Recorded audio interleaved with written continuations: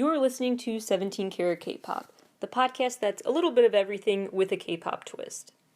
From pop culture critiques to the history of K-pop to interviews with people in the K-pop industry and K-pop artists themselves, to concert and album reviews, to a deep dive into the discographies of different K-pop artists, to K-pop news updates, to stories about the music industry more broadly. This show tries to cover everything about K-pop and K-pop as it applies to the larger music and concert scenes. Visit 17caratkpop.weebly.com for more information about the show. That's 17caratkpop.weebly.com. Hello everybody and welcome back to 17 Carat K-Pop. Today on the show, as always with episodes of 17 Talk, we have to talk about the latest headlines in the world of 17 fans and what 17 has been up to lately, as well as continue recapping the docuseries episode by episode. Lots of news to get to since it's been a while since we had one of these episodes, so let's just cut right to the chase and get to talking about June's new album. June just released his first Chinese solo project in 2 years. The single Crow was released February 5th, and February 14th is when Silent Boarding Gate came out. I talked a bit about this release on my Best of February episode and blog write-up, but I saved a lot of the elaborations on my reasoning for this episode. So let's dive into some of the lyrics here and why this is such a beautifully well-done album.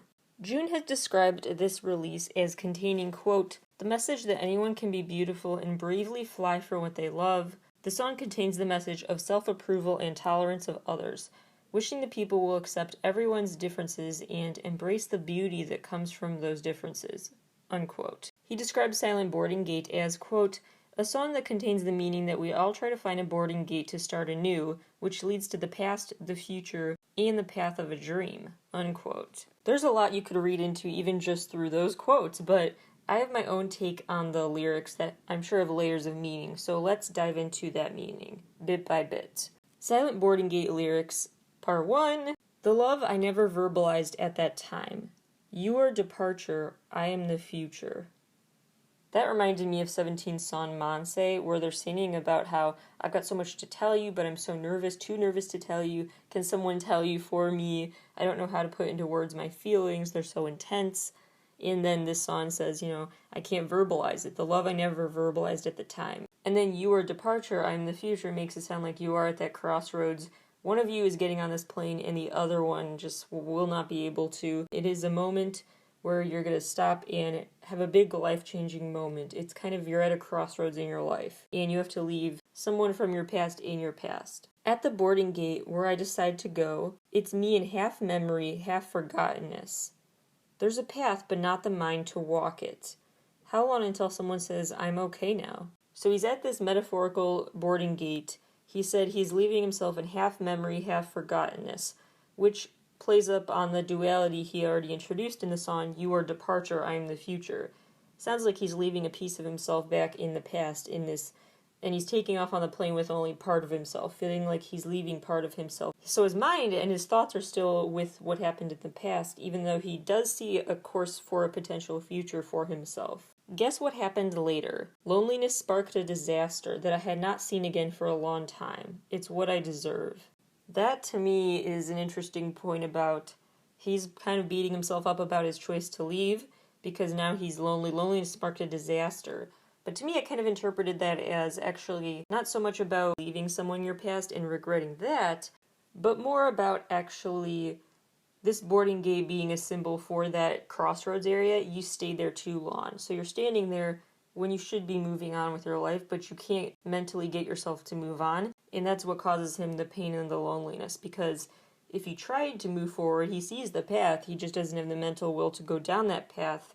If he did, he could find ways to channel his emotions in productive ways, to move on with his life, to process what happened and become a better person for it. He's stuck in this purgatory mentally because he's stuck in this boarding gate between two worlds, the past and the future, and he doesn't know which one to go down and feels like he doesn't know how to choose, so the disaster is kind of his own making. Which is why he uses the lyric after that, it's what I deserve. At the boarding gate for loneliness, I see the clouds have not left, in half dream, half wake I surrender. It is not me that is waiting to fly.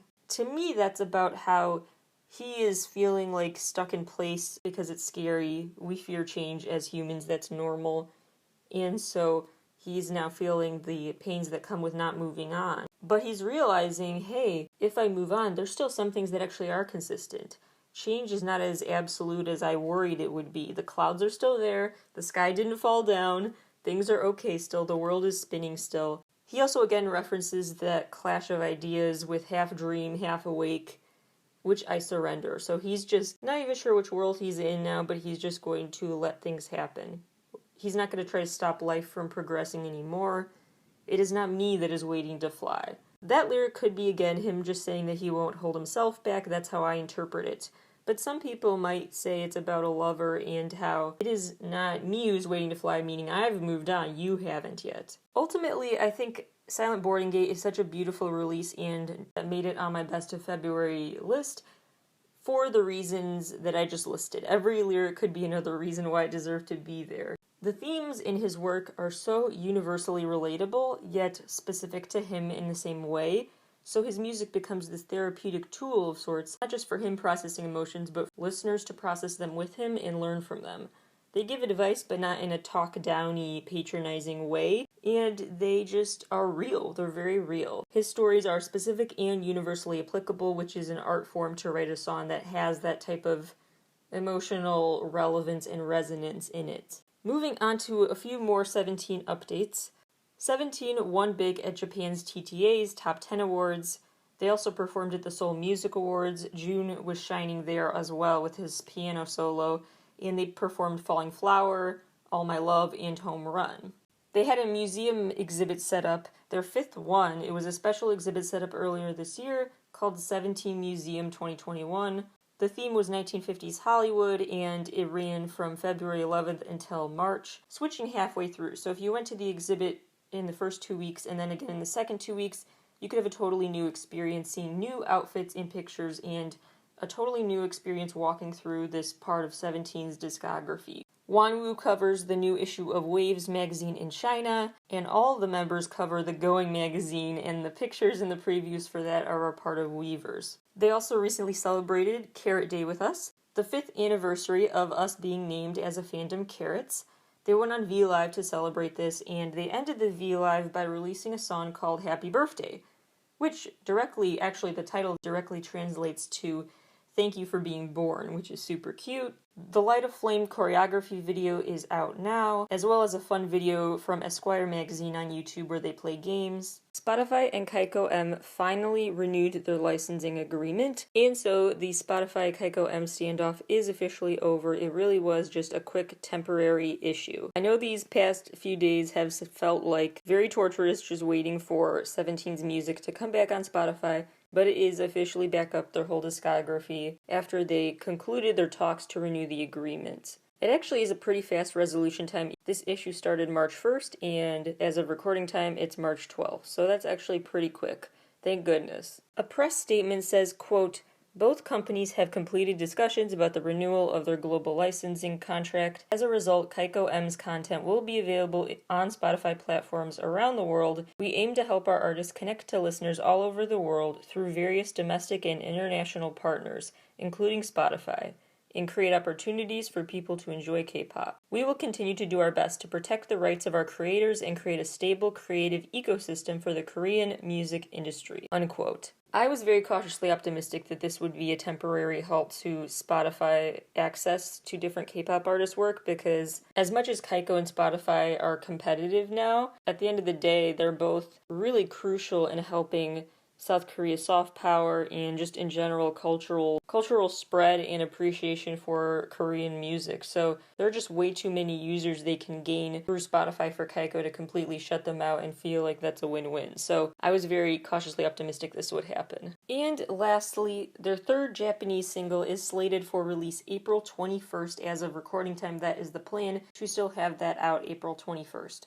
The only hint we have so far is that we should expect a hopeful song about youth. So my guess is that it will be a continuation of the semicolon album theme of taking a break and pausing to recharge and not feeling the need to be go, go, go, go, go in your life. Just stopping to enjoy youth while it lasts and not growing up too fast.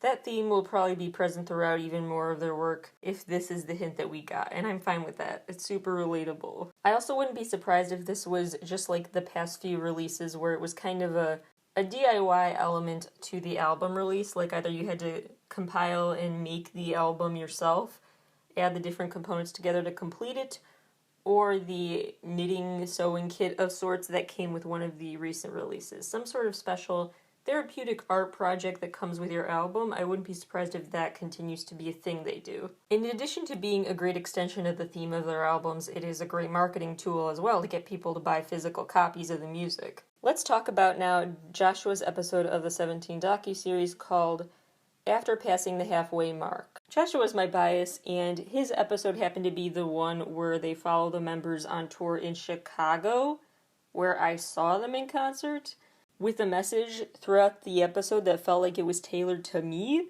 talking about the importance of slowing down in life. The episode ended with a message on the screen, "I'll protect you so you don't get exhausted anymore." I try to stay relatively professional, on this show, but oh my gosh, this was everything when I saw this release. It was tailor-made for me.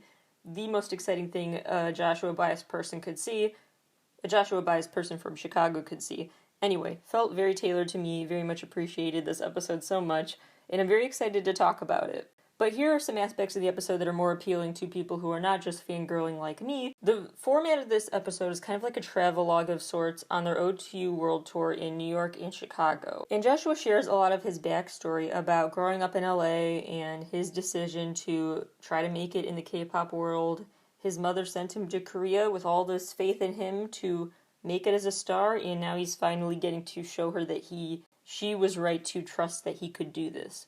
He opened up about stuff that I think we too often forget about that K-pop stars deal with, which is leaving their entire life behind a lot of the time. Just leaving it all to go live with other bandmates, sometimes in a different country, and in his case in a country where he had to learn Korean, and he was around 12 other guys all the time. I'm sure it was a hard adjustment, especially because his mom put a lot of blind faith in him, hoping this could work out. And there seems to be a lack of a backup plan. They are so passionate, they can't see themselves doing anything else with their lives, and because the pressure to succeed is so intense when there's not only not a backup plan for you, but when so much has been invested in you going to a different country to make this work, and your friends kind of have moved on. You're at that pivotal point in your life where if you're not going to college, it may seem like you're more hesitant later on to go back. So when your friends are going off to college, like in Joshua's case, you're not even finishing high school, you're going straight to Korea to get started early on being a band member. He said, quote, 17 made my dreams come true and made my mom happy and proud of me, which is the cutest, most wholesome thing to say ever. He talked about how 17 is a blessing in his life. He also talked about the interesting position he is in with Vernon. They are the only two fluent English speakers. So when they have these tour stops in the USA, when they have big long days of promo activities, they are the ones that are taking the lead. But like I've talked about on the show previously, 17 really does try to, and you can tell they really try to give everyone equal time answering questions and getting the spotlight, which is no easy feat with that many members, but they really do. They are like a family, and you can sense those dynamics in their interviews. So I'm just very impressed by Joshua and Vernon being unofficial leaders in these moments to make sure that just as they felt accepted and looked after in to them foreign country in South Korea, they want to do the same for their members when promoting in the USA and make sure everyone is included, and I really appreciate that. It's no easy feat, I'm sure, but they make it work. They make sure everyone gets their voices literally heard. This episode further shows the dynamics between the members and how they really are like a family. Wonwoo and Hoshi both spend time dropping into Joshua's hotel room in Chicago to say hi. There are also just some super light moments that there's no point in reading into, but they're just so classic. Whenever a K-pop star comes to Chicago, they always make the same two jokes. One is something about Chicago pizza, some sort of joke or comment about that. And the second thing is about the weather. Something along the lines of, wow, the weather's so cold, but you guys are so hot, or something like that. Those things both happened when 17 was in Chicago, and we've all come to expect that by this point. One more good thing and one downside of this episode. Let's start with the bad news. Joshua opened up about the struggles, not just mentally, but physically, with this line of work. He talked about how he'd been sleeping 2 hours a night for like a month straight. It was just really hard to focus, and he was still exhausted, of course, because of dancing and everything every night. And he referenced a lot his workaholic tendencies. Hoshi commented as well on his workaholic tendencies. He compared him kind of to like a long-distance runner, someone who is in this for the long haul. They're motivated, they're determined, they will get to the finish line, but when people around them say stop and slow down, they're like, no way, why would I do that now? And that's kind of what he's like. He's on a roll and doesn't want to stop to recharge. So it's interesting because this episode, in hindsight, makes it feel like it was previewing what their next few albums would have messages about. About not just telling us to stop and slow down and enjoy life, but also telling themselves that. Like, they needed to hear that message, and so their albums are both advice for us and themselves. The good thing, though, about this episode is one more detail that I have to just freak out over personally. One of my all-time favorite 17 songs, Pretty You, was featured at the end of the episode. So just another subtle shout out to me, I will interpret that as, and I will take no other interpretation. Thank you very much. Those are the main things that I was left in thought about after watching this episode, about the sacrifices he made that paid off, about the need to stop and slow down and enjoy life, and how hard that is to do when you're a K-pop star or a young celebrity in any field, really, and about what makes Chicago noteworthy to K-pop stars when they come here. That wraps up today's episode topics. But 3 quick PSAs before I go. One is, be sure to refresh the interviews tab on my website because I have 2 brand new interviews out this week. One is with the Chain G, the rapper and hip-hop artist I was raving about during my Best of February recap. I finally got the chance to talk to him more about that album. Very excited about that, so check out that interview now, as well as a new interview with Boys DeCapo, aka BDC. Second thing, stay tuned because I have some very big, exciting episodes I've been working on, and I will keep going back and forth. Some episodes will be shorter, some will be longer, but the episodes next week will be longer, but better and more interesting, I think. Just stay tuned. I'm just very excited and hyping up what you can expect next week. Third thing, while I have your attention, please remember that Jackson, Mississippi still is struggling after that deep freeze that caused pipes to burst, water damage. The aftermath of the deep freeze crisis continues. And so remember, you can donate at donate.msfoodnet.org, and a $15 donation pays for 3 cases of water. It's as simple as that. So continue to help them out, or at least spread the word, share that link far and wide about the Mississippi Food Network or other organizations on the ground to make sure people don't forget this is still happening, even if it feels like the news has moved on. They certainly are unable to yet. So please do what you can to help out there. Thank you all for listening to today's show, and I will talk to you all soon.